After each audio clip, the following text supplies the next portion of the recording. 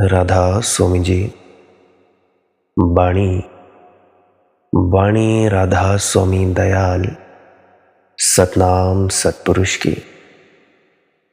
आज की सत्संग वीडियो का विषय एक प्रश्न के आधार पर है।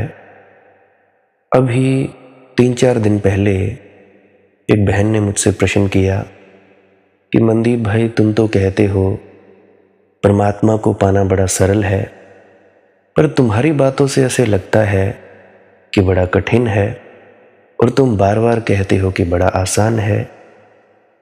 तो ऐसा क्यों है? हमें क्यों लगता है कि परमात्मा को मिलना बड़ा कठिन है? तो चलिए इसी विषय के संदर्भ में आज हम संत भीखा जी की वाणी के माध्यम से आज की सत्संग वीडियो आरंभ करते हैं। गुरु प्यारी सत्कारयोग सत्संगत जी, आप सभी के भीतर बैठे परमात्मा को मेरा प्रणाम। आप सभी के चरणों में मेरा प्रणाम। विनती करता हूँ वीडियो को अंत तक सुनने की कृपालता ज़रूर करें जी, ताकि आपका मन आपके काबू में आ जाए और आपको भजन सिमरन में रूहानी तरक्की मिलने में सहायता करे। तो चलिए अब मैं अपने मूल विषय की ओर बढ़ता हूँ। भीखा जी के वचन हैं, जग में कर्म बहुत कठिनाई, ताते भरम भरम जहड़ाई, ज्ञान बंत अज्ञान होत है, बूढ़े करत लड़काई। मुझे आज भी याद है, बाबा सावन सिंह जी कहा करते थे कि बेटा, परमात्मा को पाना बहुत ही सरल है। एक 5 साल का बच्चा वो भी इस मार्ग पर चल सकता है, संतों के मार्ग पर। चाहे कितनी भी उम्र का व्यक्ति क्यों ना हो, वो व्यक्ति भी सहजता से और सरलता से परमात्मा को उपलब्ध हो सकता है। उस वक्त मैं अज्ञानी था, हूँ तो अब भी अज्ञानी, परंतु अब मुझे पता है कि मैं कौन हूँ। इसके अलावा तो मैं कुछ नहीं जानता। उस वक्त मुझे उनकी बातें समझ में नहीं आती थी। खैर, मालिक की मौज। आज मुझे कुछ न कुछ पता लगता है मालिक की महिमा से। तो भीखा जी के वचन हैं, जग के कर्म बहुत कठिनाई। परमात्मा को पाना कठिन नहीं है, लेकिन संसार ऐसे संस्कार डालता है लोगों के चित्त पर कि वे संस्कार ही बाधा बन जाते हैं। संसार ऐसे क्रियाकांड सिखा देता है कि उन क्रियाकांडों के कारण ही दीवारें खड़ी हो जाती हैं। संसार ऐसी शिक्षाएं देता है कि उन शिक्षाओं के कारण ही आदमी अंधा हो जाता है।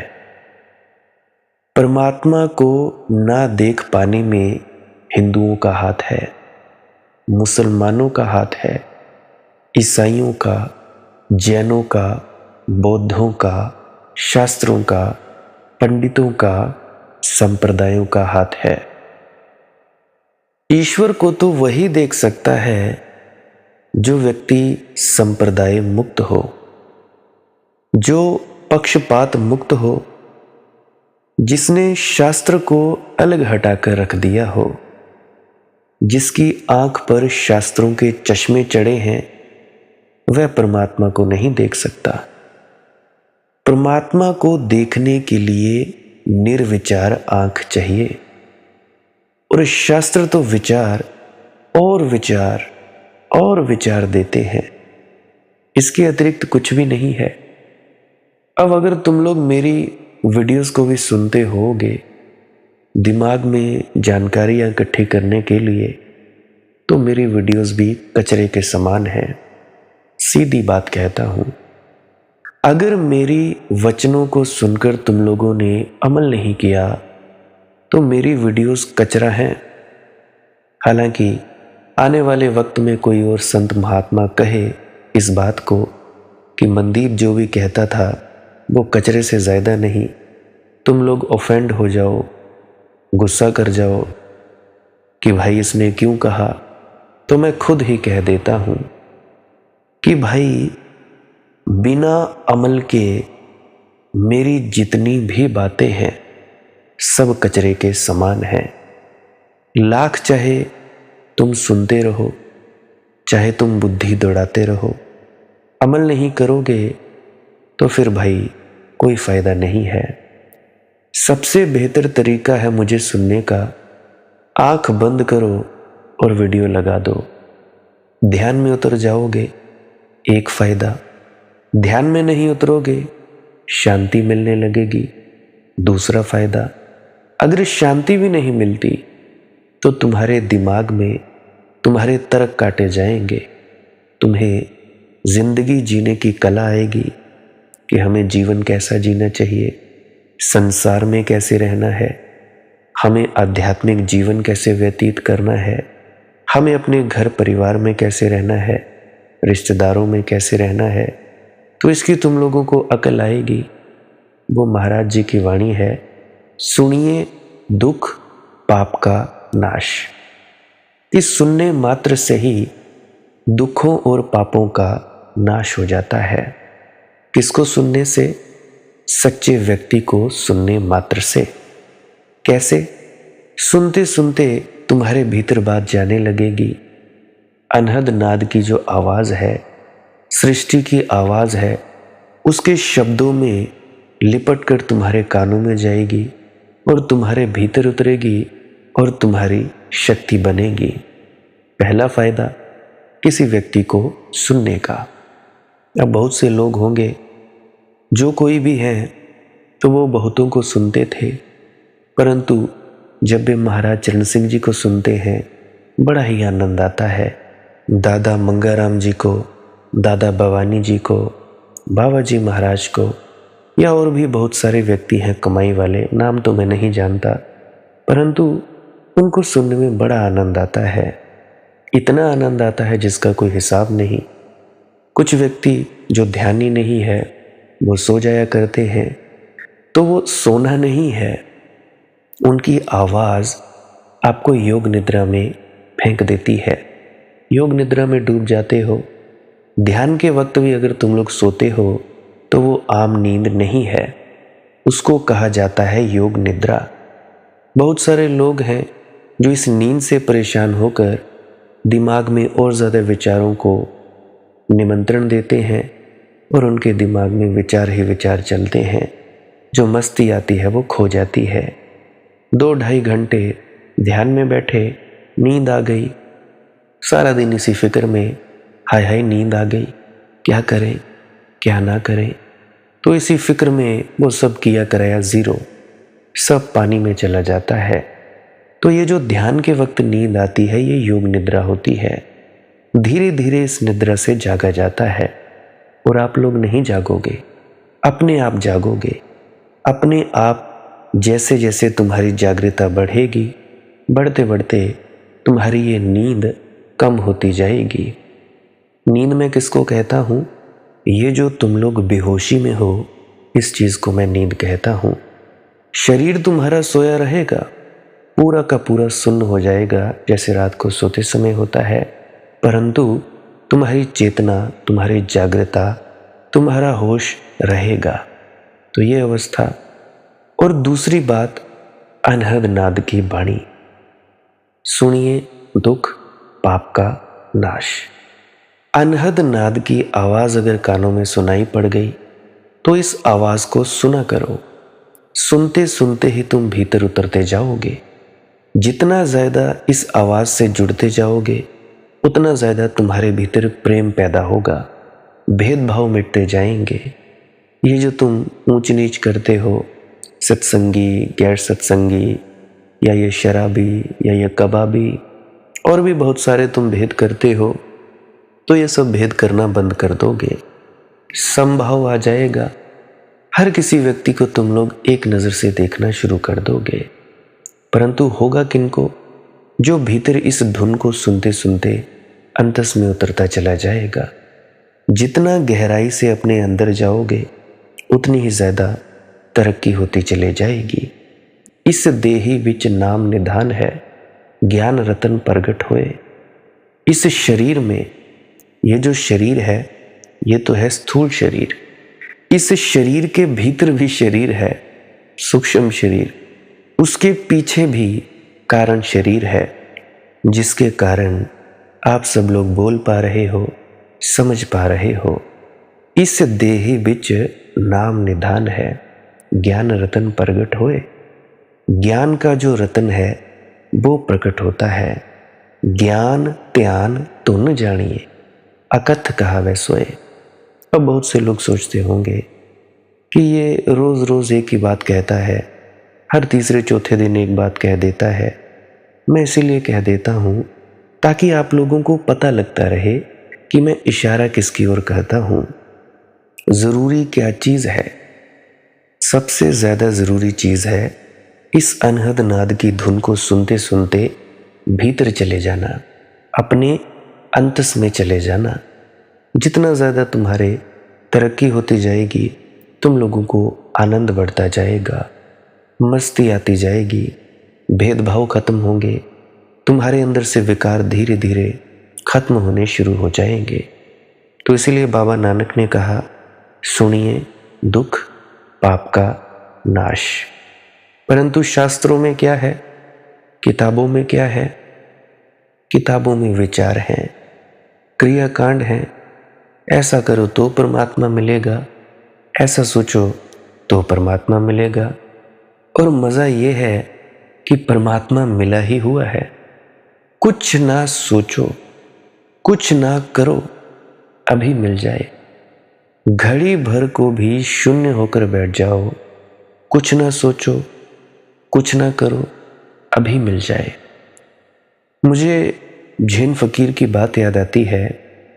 जैन फकीर कहते हैं, गुपचुप बैठे बिना कुछ करते, बसंत आता है और घास अपने आप उगने लगती है।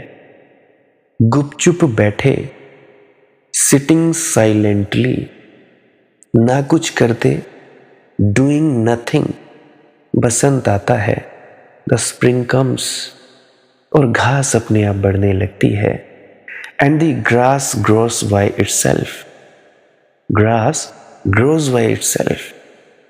परमात्मा तो अभी मिले, अभी मिले, यही मिले, क्षण भर भी रुकने की कोई ज़रूरत नहीं है। लेकिन नहीं मिलता तो हम सोचते हैं बहुत कठिन है परमात्मा को पाना। जैसा कि बहन ने मुझसे पूछा 3-4 दिन पहले, परमात्मा को पाना कठिन नहीं है भाई, कोई चढ़ाई नहीं करनी, कहीं जाना नहीं। ये तो वैसे ही बात हुई, कपड़ा पूछे कि भाई मैं ऊन को कैसे पालूं? ऊन से कपड़ा बनता है, ऊनी कपड़ा। अब ऊन से कोटी बनती है, स्वेटर। अब स्वेटर पूछे, कोटी पूछे कि मैं ऊन को कैसे उपलब्ध हो जाऊं? तुम लोग कहोगे क्या मूर्ख है ये। अगर सोचो, मिट्टी का घड़ा है, मिट्टी का घड़ा पूछे कि मैं मिट्टी से मिलना चाहता हूं, सारी उम्र खोजता फिरे, क्या वो ढूंढ पाएगा? नहीं भाई। उसी तरह से तुम्हारे खुद के भीतर तुम्हारा अपना होना ही परमात्मामय है। तुम्हारा खुद का होना यह है परमात्मामय। अभी रुक जाओ। ऐसे तुम पागलों की तरह घूमते रहते हो, ये करोगे तो मिलेगा, वो करोगे तो मिलेगा। कुछ नहीं करना, कोई भी चीज़ करने की ज़रूरत ही नहीं है। अच्छा, एक मिनट, मुझे याद आया, विजय शर्मा जी की मेरे सामने किताब पड़ी थी, मैंने अभी उठाई। संत बाबा विजय शर्मा जी, उनकी बायोग्राफी की बुक है, जिन्होंने अपनी जीवनी लिखी है। तो उनकी किताब के पीछे एक पूरा पैरा लिखा हुआ है, वो तुम लोगों को पढ़कर सुनाता हूँ, शायद किसी को याद आ जाए। उन्होंने लिखा है कि तुम उस व्यक्ति की तरह हो जो अपने ही घर में आंख बंद करके चिल्ला रहा है कि मैं बहुत दुखी हूँ। सोचो क्या कहते हैं, कि तुम उस व्यक्ति की तरह हो जो अपने ही घर में बैठा है और आंख बंद करके चिल्लाता है कि मैं बहुत दुखी हूँ, मुझे मेरे घर पहुँचा दो। कि भाई अपने घर पहले से बैठा है, अब तुम लोग सभी अपने अपने घरों में बैठे होगे, आंख बंद करके चिल्ला रहे हो कि भाई कोई मेरे घर मुझको पहुंचा दो। परंतु जो जानता है कि तुम अपने घर में ही बैठे हो, वह क्या करेगा? तुम्हारी आंखों की पलकें उठा देगा और कहेगा कि देखो, अरे भाई तुम अपने घर में ही बैठे हो, बस इतनी सी बात है। ये उन्होंने लिखा है। आगे लिखा है कि वैसे तो इससे भी सरल बात है, तुम वहीं बैठे हो जहां तुम जाना चाहते हो। तुम्हें भ्रम है कि अपने पास आने के लिए मुझे मीलों चलना पड़ेगा। अतीत और भविष्य को मत देखो, अपने भीतर उतरो, सुबह उठिए, सांस क्रिया कीजिए, जो मैं वीडियो के अंत में बताया करता हूं कि विजय शर्मा जी की प्रक्रिया है। आगे लिखा है कि विधि मैंने आपको बता रखी है, आपको मस्ती आएगी, मस्ती बढ़ती जाएगी, नींद आएगी। नींद फल है क्रिया योग करने का, वो इसको सांस क्रिया को क्रिया योग कहते हैं। ये नींद आपको विश्राम में ले जाएगी। विश्राम पैदा करने के लिए ही ये क्रिया मैंने आपको बताई है। लिखते हैं विजय शर्मा जी, आप सो जाना, यही है योग निद्रा। आपको आनंद आएगा, बेसुधी लाने में सांस क्रिया आपको मदद करेगी। फुर्सत के पल पैदा करो, सांस क्रिया करने के बाद कुछ मत करो, पूर्ण विश्राम में चले जाओ, यही ध्यान है, मुर्दे की तरह हो जाओ। आगे लिखते हैं वो कि तुम अतीत और भविष्य में चिपके बैठे हो, तुम कहीं गए ही नहीं। ये तुम्हारा वहम है कि तुम कहीं गए हुए हो, तुम स्वयं को छोड़कर कभी गए ही नहीं। कहीं अपने पास आने के लिए तुम्हें किसी साधन की जरूरत पड़ेगी? पूछते हैं वे। ध्यान का अर्थ है कुछ नहीं करना, पूर्ण विश्राम में आ जाओ। आपकी जितनी पकड़ है धीरे धीरे सब टूट जाएगी। जब आप मुर्दे के जैसी स्थिति में आ जाओगे, बस काम हो गया। सांस क्रिया करते करते एक दिन आपकी सब पकड़ें धीरे धीरे टूट जाएंगी। फुर्सत के पल ईश्वर का द्वार है। राम को मिलना है तो आराम करना सीखो, निर्भर हो जाओ, खाली हो जाओ। बाबा जी विजय वत्स। तो ये बात उन्होंने अपनी किताब में लिखी, सबसे अंत में एंड वाला पन्ना है उनकी बायोग्राफी बुक का। तो देखो, सरल सी बात है, कोई भी संत महात्मा आता है इस दुनिया में, आसान से आसान बात कहता है। और ये जिनकी मैं बात कह रहा हूँ, ये भी बहुत ऊंचे सिद्ध और फकीर संत हैं, घर में ही रहते हैं। तो खैर, मैं विषय में था अपने कि परमात्मा को पाना। देखो, परमात्मा को पाना कठिन नहीं है। समाज ने जो जाल तुम्हारे चारों तरफ बुन दिया, उसको पार पाना कठिन है। उस जाल को काटना कठिन है। हिंदू होना नहीं छूटता, मुसलमान होना नहीं छूटता। अब कई लोग राधा स्वामी घर में पैदा हो गए तो राधा स्वामी होना नहीं छूटता, छूटता ही नहीं। खून हड्डी मांस मज्जा में समा गया है। परमात्मा कैसे मिले? काश तुम सिर्फ मनुष्य हो जाओ तो परमात्मा अभी मिले। काश तुम्हारे ऊपर कोई परंपराओं का बोझ न हो तो तुम्हारी आंख अभी खुल जाए। तुम्हारी आंखों पर चट्टानों का बोझ है। जग में कर्म बहुत कठिनाई। भीखा जी कहते हैं, जग के कारण कठिनाई हो रही है। जग के कर्म बहुत कठिनाई, परमात्मा के कारण नहीं हो रही कठिनाई। ताते भरम भरम जहड़ाई। समाज की शिक्षाओं के कारण बार बार हम भ्रम के जाल में पड़ जाते हैं। ज्ञान बंत अज्ञान होत है। और यहाँ हालत बड़ी अजीब है। जिनको तुम लोग समझते हो बड़े ज्ञानी हैं, उनसे बड़े अज्ञानी नहीं है। मैं अपनी साक्षात बात कहता हूँ एक। अभी मैं एक रील देख रहा था किसी संत की, तो वो बड़े प्रसिद्ध संत हैं, तो मैं उनकी वीडियो देख रहा था। तो उसमें एक और संत आए और वो अपने उधर नामदान देते हैं और प्रवचन करते हैं।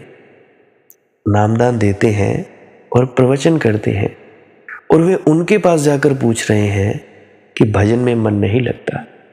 अरे भाई, तुम गुरु हुए ही क्यों? दूसरों को धोखा दे ही रहे हो और खुद को भी धोखा दे रहे हो। ये है आज के गुरुओं की हालत। बड़ी शर्म आती है।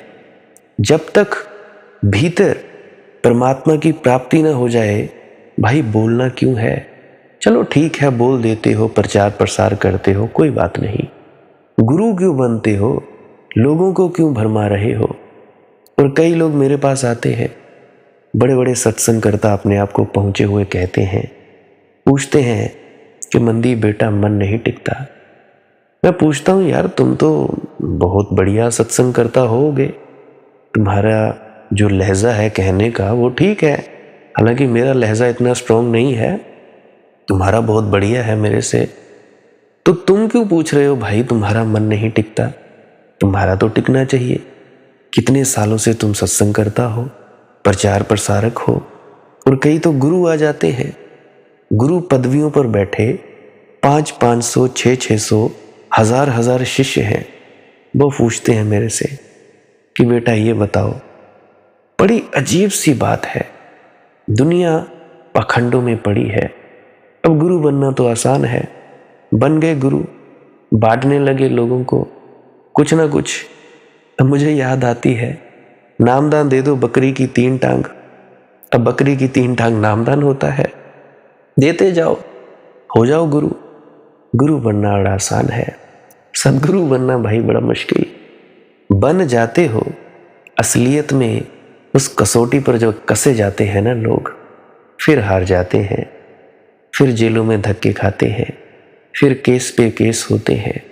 और क्या है भाई, गुरु बन गए जी, खाने को भी मिल जाता है, पैसा आ रहा है, दान आ रहा है, करना धरना कुछ नहीं, टांगे दबवा रहे हो, पाँव को चुम्बा रहे हो। अभी कल परसों ही एक माँ जी हैं, उनकी उम्र शायद 45-50 की होंगी, तो वे बता रही थी, वे किसी व्यक्ति के पास गई, कहने को तो वो पहुंचा हुआ व्यक्ति टांगे दबवा रहा है, हालांकि वो जवान है, उम्र उसकी कोई बुढ़ापा नहीं है, कोई दिहाड़ी मजदूरी करके नहीं आया, टांगे दबवा रहा है, अपने पाँव चुमवा रहा है। मैं तो भाई हैरान हो गया। मैं उनको कहने लगा क्या ऐसा भी होता है? कहने लगी कि मंदी बेटा ऐसा होता है, बिल्कुल है, मैं गवाह हूं उस दृश्य की, क्या तुझे मुझ पर विश्वास नहीं?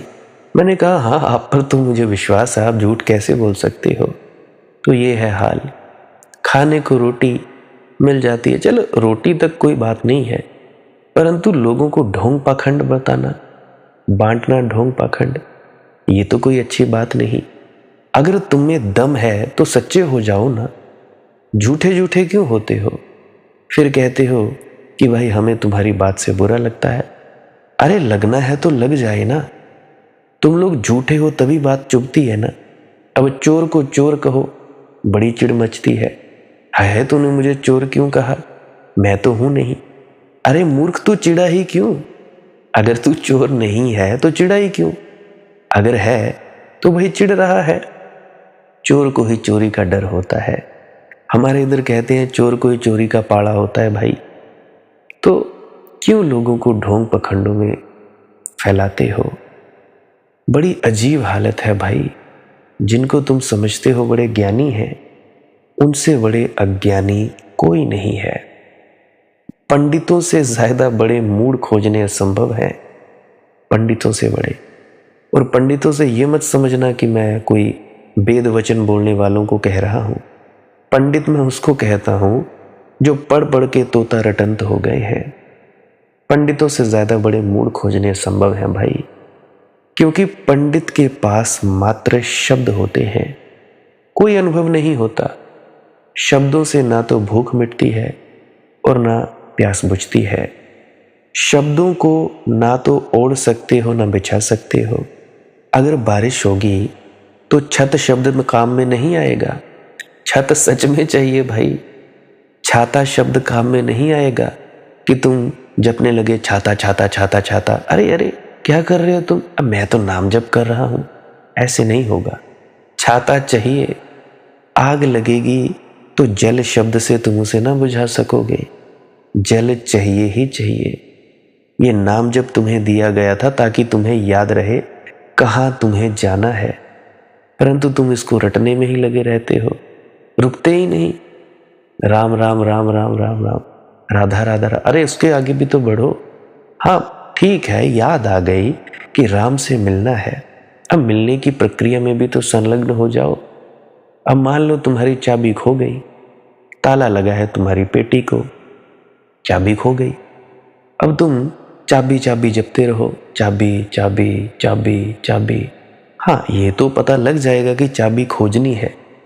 अरे चाबी को खोजो भी। खोजो, खोज कहाँ रहे हो तुम लोग चाबी को? तुम जाप कर तो रहे हो, भीतर की यात्रा कब करोगे? कैसे करोगे? और मैं जब सत्य की बात कहता हूं तो तुम लोगों को बुरी लग जाती है। क्या करें, ज्ञानवंत अज्ञान होत है। बड़ी हालत अजीब है भाई, बड़ी हालत अजीब है। यहां बूढ़े हैं जिनका व्यवहार देखो तो ऐसा लगता है कि लड़के भी ऐसा व्यवहार करें तो भी असम्मानजनक है, लेकिन बूढ़े भी वही व्यवहार कर रहे हैं। बूढ़े में वृद्ध नहीं हो पाते। उम्र तो बढ़ जाती है, परिपक्वता नहीं आती।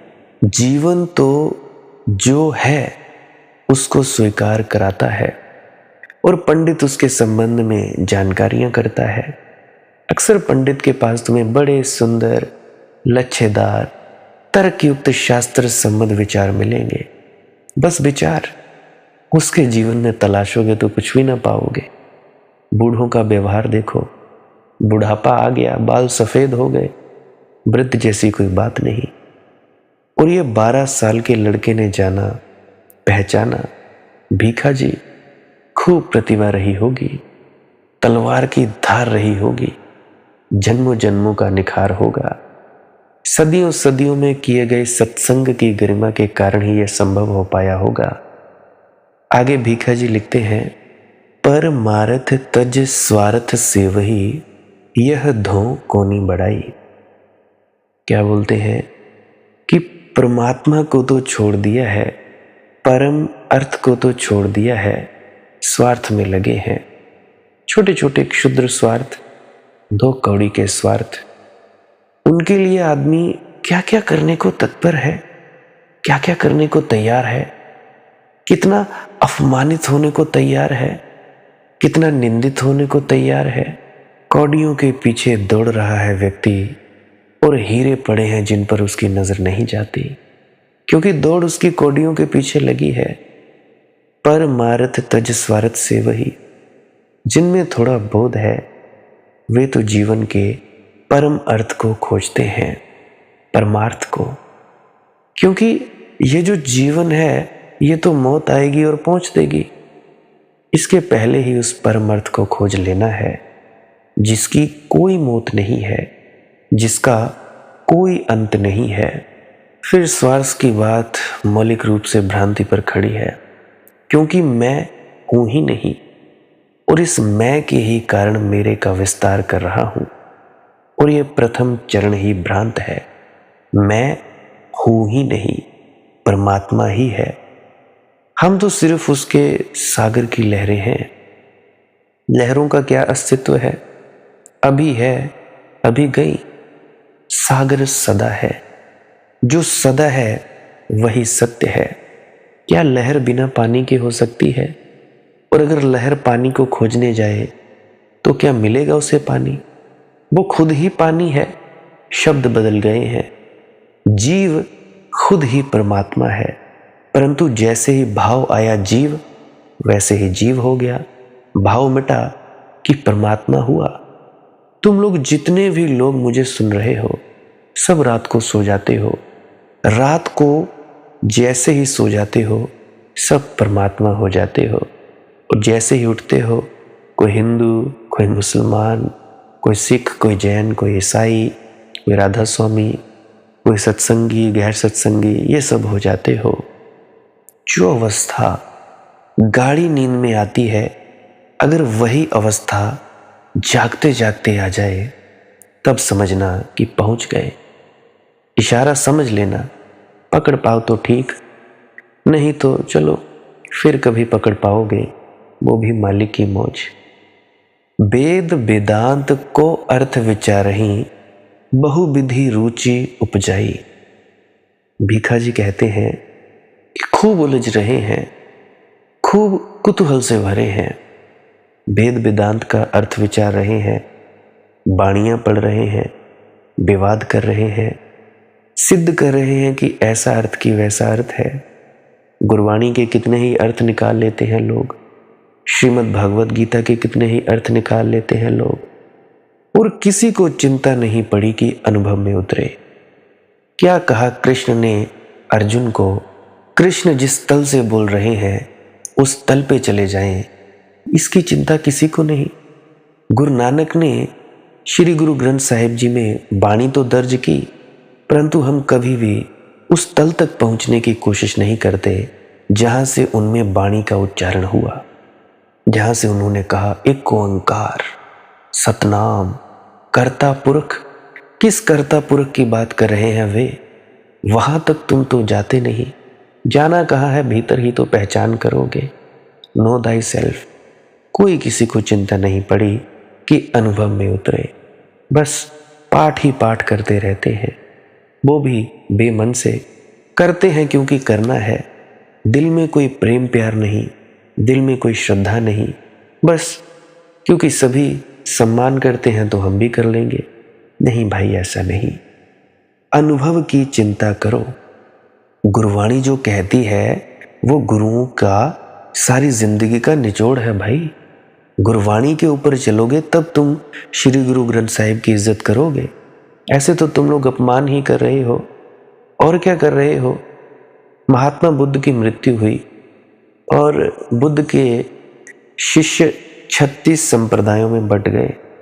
तत्क्षण कोई कुछ अर्थ करने लगा, कोई कुछ अर्थ करने लगा और कोई कुछ अर्थ करने लगा। महाविवाद छिड़ गया। बुद्ध ने क्या कहा था, उसका क्या अर्थ है, इस पर 36 संप्रदाय हो गए। थोड़े से ही थे लोग जो इस विवाद में नहीं पड़े, जो अपने वृक्षों के नीचे मौन होकर चुप बैठ गए।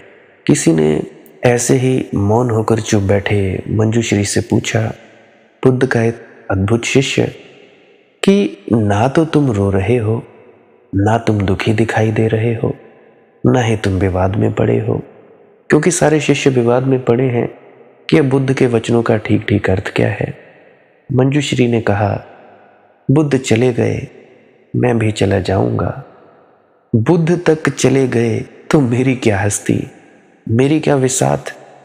जहां जीवन इतना क्षण भंगुर है कि बुद्ध जैसे व्यक्ति की भी लहर मिट जाती है, रोऊं किस लिए? रोने में समय क्यों व्यर्थ गवाऊं? बुद्ध ने जो जाना है वही जानकर मैं भी जाऊं, कि लहर मिटे तो मैं जानता हुआ जाऊं कि मैं सागर हूं, लहर नहीं हूं। और विवाद से क्या होगा, शब्दों के अर्थ करने से क्या होगा? बुद्ध ने जो कहा था उसका अनुवाद करने के लिए बैठा हूं। जिन्हें विवाद करना है वे विवाद करें। और मजा ये है कि ये जो अनुवाद करने वाले लोग थे, ये तो खो जाते हैं और विवाद करने वाले लोग अड्डे जमा लेते हैं। जगह जगह पर डेरे, अपने गुरु बने बैठे हैं। छोटे से कमरे से शुरुआत करते हैं और बड़ा अरबों का महल खड़ा कर लेते हैं। वे संप्रदाय अब भी जिंदा हैं। मंजूश्री के पीछे चलने वाला कोई नहीं, लेकिन उन विवादियों के पीछे अब भी संप्रदाय खड़े हैं। लोगों की शब्दों पर बड़ी श्रद्धा है। ये दुनिया में आश्चर्यजनक घटना है कि लोग शब्दों पर कितना भरोसा करते हैं। लोग सत्य की तलाश नहीं करते, शब्द से ही राजी हो जाते हैं। वेद वेदांत को अर्थ विचारही, बहुविधि रुचि उपजाई। माया मोह ग्रसित निस्वासर, कौन बड़ो सुखदाई। भीखा जी कहते हैं, करते रहो वेद और वेदांत की चर्चा, माया भी नहीं मिटती, मोह भी नहीं मिटता। रात दिन माया मोह में लगे हो और बातें ज्ञान की कर रहे हो। करते रहो ये बातें, इन प्रकाश की बातों से प्रकाश नहीं होगा, अंधेरा नहीं मिटेगा। इनसे जीवन में सुख की कोई वर्षा होने वाली नहीं है। लेह विसाह कांच को सौदा, सोना नाम गवाई। शब्दों में उलझे हो, कांच को पकड़कर बैठ गए, कांच का सौदा कर लिया है, क्योंकि शब्द तो कांच जैसे हैं। सोना नाम गवाई, और हरि नाम प्रभु का स्मरण जो सोना है उसमें डुबकी नहीं मार रहे हो। अमृत तज विष अचवन लागे। अमृत मौजूद है और तुम लोग विष पी रहे हो, मगर विष की बोतलों पर लोगों ने अमृत के लेवल लगा दिए हैं, रेड लेवल। बिल्कुल ये है फलानी बिस्की रम, और लोग लेवलों पर बड़ा भरोसा करते हैं। कोई भीतर तो झांक कर देखता नहीं कि भीतर क्या है, भीतर जहर है क्या है, बस लेवल पर बड़ा भरोसा करते हैं। मैंने अभी यहाँ पे मैं दूध लेने जाता हूँ, आंटी जी हैं, उनके पति हैं, वो व्यक्ति धूप अगरबत्ती करते हैं शराब पीने के बाद। पहले वे शराब पिएंगे, फिर वे धूप अगरबत्ती करेंगे। मैं तो बड़ा आश्चर्यजनक होता हूँ कि भाई ऐसे ऐसे भक्त हैं प्रभु के, पहले शराब, फिर उन्होंने भक्ति, फिर वे करते हैं धूप। आधा पौना घंटा दीवारों को ही धूप घुमाते रहते हैं। पता नहीं उनके कौन से अदृश्य देवी देवता हैं, मैं तो नहीं समझ पाया। और उस व्यक्ति में मुझे जरा भी नकारात्मकता महसूस नहीं हुई। नहीं तो बहुत से शराब पीने वाले होते हैं, उनके अंदर से तरंगे निकलती हैं नेगेटिविटी की। कभी कभी मैं डेरा ब्यास में होता हूँ, बुरा मत मानना, वहाँ पे भी लोगों के अंदर से नेगेटिविटी की तरंगे निकलती हैं। हालांकि कवर कर लेती है उस जगह की तरंगे उनके। अब तुम लोग देखो, सबूत देता हूँ इसका। तुम लोग जाते होगे डेरा ब्यास में, अब वहाँ पे कभी कभी तुम लोगों ने देखा होगा, एकदम से तुम शेड में बैठे हो और सामने कोई लड़ाई झगड़ा शुरू हो गया। पता नहीं क्यों हो गया, कोई बहस शुरू हो गई, पता नहीं क्यों शुरू हो गया। ऐसा देखा होगा तुम लोगों ने। कभी कभी बस में बैठते समय सत्संग सुना, बस में बैठे, कोई कंडक्टर से लड़ रहा है, कोई अपनी सीट के लिए लड़ रहा है। तो इस तरह से नेगेटिव तरंगे निकलती हैं। बहुत से लोग हैं, कुछ लोग ऐसे हैं जो मांस भी खाते हैं, परंतु उनके हृदय बड़े कोमल हैं। अगर वो देख ले कि मांस कैसे कटता है तो वे छोड़ दें। अगर मैं सच बताऊं तो मैंने भी ऐसे ही छोड़ा था। मांस मैं खाता था, बहुत खाता था, कोई दिन नहीं छोड़ा। और मैंने एक दिन बकरी का छोटा सा बच्चा होता है मेमना, वो छोटा सा बच्चा रोता रहा और मैं बैठा, मैं शराब पी रहा था और सामने मैं खा रहा था मांस। मैं देखता रहा और सामने वो मैं करता रहा और कसाई ने उठाई छुरी और मार दी उसकी गर्दन पर। वो 15 से 20 मिनट तड़फता रहा और मेरे हाथ में मछली थी और मुर्गा था। ये दो मेरे पास मांस के टुकड़े थे। अपनी बात सुनाता हूँ। और जब मैंने देखा, और उस दिन से मैंने खाना ही बंद कर दिया था कि आग लगे ऐसे मांस को, इतना दर्द। और मैं सोच में पड़ गया कि भाई अगर इतना दर्द मुझे मिला होता तो मेरा क्या होता। इतनी ज़्यादा दर्दनाक मौत, और उसको भूखा रखा गया था 2-3 दिन से ताकि मांस जल्दी उखड़ जाए। तो ऐसे मांस खाते हैं। तो अगर देख लिया जाए, अगर पूरी तरह से जान लिया जाए, अपने आप सब कुछ छूट जाता है। मेरी पत्नी भी खाती थी मांस अपने पुराने वक्त में, पहले खाया करती थी, मुर्गे का मांस खाया करती थी, सब कुछ। तो एक दिन उसने भी देखा, मैं गया था, मैं था, मेरी सासू माँ थी और मेरी पत्नी, हम कहीं गए हुए थे। तब मेरी शादी नहीं हुई थी, शादी के पहले मैं गया था। तो वहाँ पे बस स्टैंड पे खड़े थे तो सामने ही मुर्गा था। इसने भी मुर्गे को देखा कटते हुए, तब से इसने भी बंद कर दिया। और इसने जो खाया पिया था ये बीमार रही, काफ़ी ज़्यादा बीमार रही थी। तो हर कर्म का फल भी भुगतना पड़ता है, तो देखोगे सब छूट छाट जाएगा। तो मैं बात कर रहा था कि कुछ व्यक्ति ऐसे जिनके भीतर से तरंगे निकलती हैं बढ़िया, और कुछ जो खुद को कहते हैं राधा स्वामी, तरंगे निकलती हैं घटिया। तो क्या कहोगे? क्योंकि दिल में खोट हो तो भाई बाहर तो तरंगे आ ही जाती हैं। तो अपने दिल में भेदभाव कभी मत रखना। ये मत सोचा करो कि हम बाबा जी महाराज से प्रेम करते हैं तो बाबा जी महाराज को हाथ जोड़ दिए तो हमारा प्रेम कबूल हो गया। ऐसी गलती बिल्कुल मत करना। अरे जो इंसान परमात्मा ने बनाया है, तुम्हारे घर पे जीव है, क्या वो व्यक्ति उस बाबा जी का प्यारा नहीं? माना कि वो व्यक्ति चाहे कुछ और वृत्ति का है, क्या वो उसका जीव नहीं? अगर तुम अपने घर में बैठे जीव की इज्जत नहीं कर सकते, उससे प्रेम नहीं कर सकते, तो क्या फायदा तुम्हारा हाथ जोड़ने का? क्या फायदा तुम्हारा माथे टेकने का, मंदिर मस्जिद गुरुद्वारा जाने का? घर पे तुम्हारे कलह क्लेश और बाहर जाते हो बड़े हाथ जोड़ते हो, बड़ी वाहवाही लूटते हो। अहंकार का देखते हो कैसा खेल है? मन के खेल देखो। सो जिंदगी को जीने का सलीका सीखो, जीने का। ऐसे बात नहीं बनेगी। दुख देते हो तुम लोगों को, दुख देते हो तुम बच्चों को, और सोचते हो कि हमें परमात्मा मिल जाए। बड़ी गलत बात है। भ्रम में हो तुम लोग, बड़े भ्रम में पड़े हो भाई। बहुत बड़ा भ्रम पैदा कर लिया। घर के जीवों को दुख, बाहर जाकर सेवा, बाहर जाकर राधा स्वामी जयराम जी की, वाहेगुरु जी। कैसे होगा तुम्हारा भाई? कुछ नहीं होने वाला। बड़ा दुख होता है ये देखते हुए और बोलते हुए, परंतु तुम लोगों को क्या शर्म तो आनी नहीं। शर्म तो बेचकर खाई है। खैर मुझे क्या, मैं तो बोल बाल के चुप हो जाऊंगा।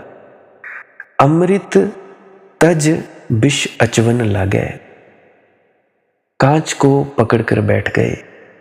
सौदा कर लिया कांच का, सोना नाम गवाई। हरि नाम प्रभु का स्मरण जो सोना है, उसमें डुबकी नहीं मार रहे। अमृत मौजूद है और तुम विष पी रहे हो। विष पीते हो भाई तुम लोग। अमृत लिखा होना चाहिए किसी भी बोतल के लेवल पर, चाहे बेशक उसमें जहर ही क्यों ना हो। जहर पी लेते हैं लोग। शब्द का ऐसा सम्मोहन है तुम्हारे भीतर। अगर तुम्हें कोई बता दे लिखा हुआ कि ये देखो ये किताब में लिखा है, बस फिर ठीक होना ही चाहिए। ऐसे ही मेरे एक मित्र हैं, क्या मनदीप बाणी में लिखा है? मैं कहता बाणी, मैंने तो भाई इतनी पढ़ी नहीं, करूंगा कोशिश पढ़ने की। तो कहते बाणी का लिखा मैं मानता हूं।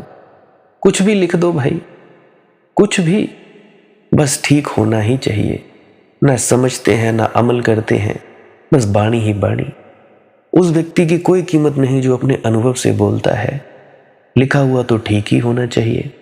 तुम लोगों की बातें, बोले हुए पर भरोसा नहीं होता, लिखे हुए पर एकदम भरोसा हो जाता है। क्या पागलपन है। जिंदा आदमी की कीमत नहीं, मरा हुआ करोड़ों का। लाला झंडूराम की मुझे याद आती है। झंडू भाई और उसकी पत्नी लोगों को घर पे बुलाए थे, निमंत्रण दिया था, पार्टी चल रही थी। तो जब सब्जी लाई गई तो उसमें नमक की कमी पड़ गई। तो जैसे ही नमक की कमी पड़ी तो झंडू भाई भागा, रसोई की तरफ भागा। उसने कहा कि अजी मैं ले आता हूँ नमक। तो रसोई में बड़ी देर हो गई, बड़ी आवाज़ें, डब्बों को खोलना बंद करना, उठाना रखना। पत्नी ने कहा क्या जिंदगी लगा दोगे नमक लाने में? नमक कब तक ला पाओगे? उसने कहा कि मिल ही नहीं रहा नमक।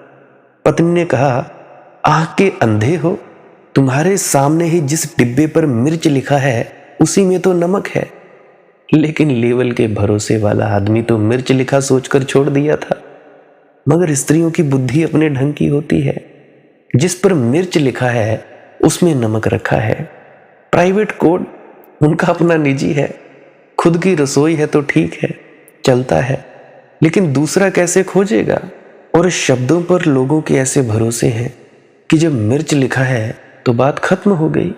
अब चाहे बोतल में भीतर नमक भी क्यों ना दिखाई पड़ रहा हो, मगर अगर मिर्च लिखा है ऊपर तो बात खत्म हो गई। लोग चीजें नहीं देखते, लोग सिर्फ शब्द देखते हैं। अरे झंडू भाई की बात तो दूर, मुझे खुद भी रसोई में चीजें नहीं मिलती। अपनी पत्नी को ही बुलाना पड़ता है कि यार बता दे। मुझे अपने खुद के कपड़े तक नहीं मिलते। अपनी अपनी मौज है। अमृत तज विष अचवन लागे, यह धो कोनी मिठाई। ये क्या कर रहे हो, कहते हैं भीखा। ऐसे कैसे जीवन में मिठास होगी, ऐसे कैसे जीवन में आनंद होगा? बिल्कुल नहीं होगा। गुर प्रताप साध की संगति, करहूं न काहे भाई। कहते हैं कि किताबों में ही खोए रहोगे, किसी जीवंत सदगुरु के चरणों को न पकड़ोगे। गुर प्रताप साध की संगति, अगर कुछ करना हो तो कुछ ऐसा करो कि किसी गुरु की आभा में मंडित हो जाओ, किसी गुरु के संगीत में डूब जाओ, लयबद्ध हो जाओ। जहां गुरु के पास साधुओं की जमात इकट्ठा हुई हो, जहां परमात्मा के प्रेमी और दीवाने नाच रहे हों, मस्त हो रहे हों, आनंद मग्न हो रहे हों, वहां तुम भी पहुंच जाओ। शायद उनकी मगनता तुम्हारे रोओं को भी कंपा दे, शायद उनका नाच तुम्हारे पैरों को भी नाच दे दे। और अक्सर ऐसा हो जाता है। तुमने देखा होगा, कोई तबला बजा रहा है और तुम भी थाप देने लगते हो। क्या हुआ? तबला बजाने वाले ने तुमसे कहा नहीं था कि थाप दो, लेकिन अपनी कुर्सी पर ही थाप देने लगे। जगराते में गए हो, ढोल बज रहा है तो पैरों से ही टक टक। कोई नाच रहा है और तुम्हारे पैरों में नाच समा जाता है। ठीक ऐसे ही सत्संग है। वहां भीतरी नृत्य हो रहा है, भीतरी मृदंग बज रही है, भीतरी थाप पड़ रही है। जो भी खुला हृदय लेकर मौजूद हो जाते हैं, उनके भीतर रस की धार बह उठती है। और कोई उपाय नहीं, एक ही उपाय है, गुर प्रताप साध की संगति।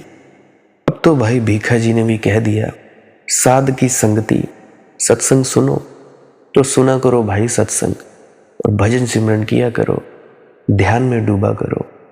मेरी तो यही दुआ, आप सभी ध्यानस्थ हो जाएं, आनंद मग्न हो जाएं।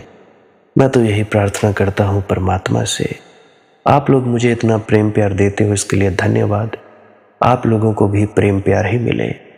ध्यान से भजन सिमरन किया करें, ध्यान में डूबा करें, कुछ ना करने के लिए अवश्य बैठा करें, और सांस क्रिया जरूर किया करें, बिल्कुल जरूर। इससे शारीरिक, मानसिक और आध्यात्मिक लाभ मिलता है, तो जरूर किया करें।